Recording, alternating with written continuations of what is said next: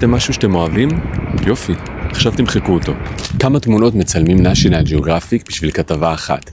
לא כמה תמונות יש בכתבה, שזה 18, אלא כמה תמונות הם מצלמים כדי שמתוכם ייכנסו 18 לכתבה. התשובה היא 10,000 תמונות לכתבה אחת, ואני רוצה לקשר את זה למי שכותב סיפור, כי גם התסריטאי צריך לזקק מתוך כל מה שהוא כותב את הסיפור הטוב ביותר.